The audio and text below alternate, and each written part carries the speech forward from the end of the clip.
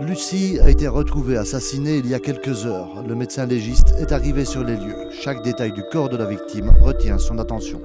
On étudie notamment la rigidité du corps, on étudie la décroissance thermique, la décroissance de la température du corps en fonction des conditions de la pièce. Bon, dans ce cas-ci, évidemment, il semblerait que le délai post-mortem soit relativement long.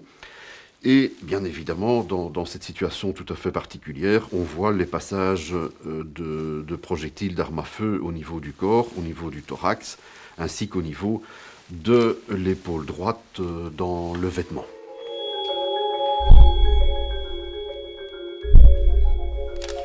Chaque étape du travail est minutieusement consignée par écrit. Au total, sur le lieu du crime, l'intervention du médecin légiste dure environ 1 heure. Maintenant, la victime va être emmenée à l'hôpital par les pompes funèbres. Nous nous rendons sur place pour l'autopsie.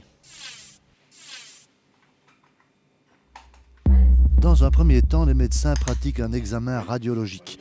Ils recherchent les éventuelles balles restées dans le corps. Il s'agit de pouvoir les repérer pour les extraire plus tard.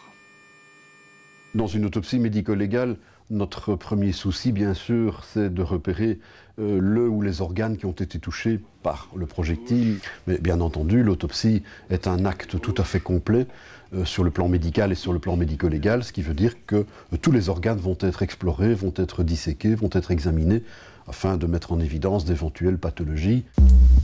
Certains organes peuvent apporter plus d'informations que d'autres. C'est le cas des poumons, par exemple. Un poumon qui souffre, un poumon qui passe en état de choc, est un poumon qui va développer des mécanismes d'œdème. Et ces œdèmes vont être visibles, parfois macroscopiquement et, bien entendu, microscopiquement lors de l'examen détaillé des prélèvements. L'examen de l'encéphale en général, donc l'ouverture de la boîte crânienne, peut révéler des hématomes sous-duraux, des hématomes extraduraux, toute une série d'éléments traumatiques, et il est évident que c'est un geste majeur dans l'autopsie médico-légale. Enfin, ici, on est face à un assassinat par balle. Ça semble clair. Pourquoi faire tout ça? Parce que, par définition, l'autopsie médico-légale est un acte extrêmement complet, donc il n'est pas question de passer à côté d'une lésion qui pourrait échapper. Je pense par exemple à la région du larynx. Il est bien évident qu'une autopsie médico-légale où il n'y a pas l'examen du larynx serait une autopsie incomplète et risquerait de nous faire passer à côté de certaines manœuvres strangulatoires, par exemple.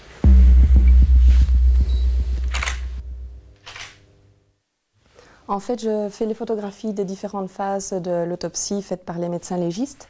Et ces différentes photographies vont être mises dans un album photo qui sera destiné au magistrat et qui fera office de preuve. C'est une garantie que le travail a été bien fait quelque part? En quelque sorte, oui.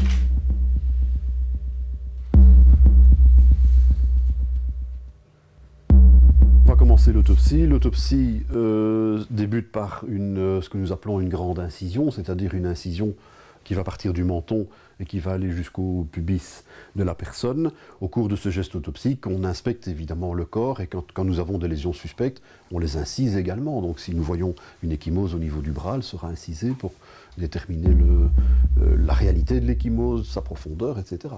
La balle sera extraite lors de cette autopsie. Elle fera l'objet d'analyses ultérieurement. Le sang prélevé servira lui aussi lors de recherches en toxicologie. Enfin, les fragments d'organes observés au microscope prouveront la bonne santé de Lucie avant sa mort. L'autopsie est une première étape. Beaucoup de questions demeurent encore sans réponse.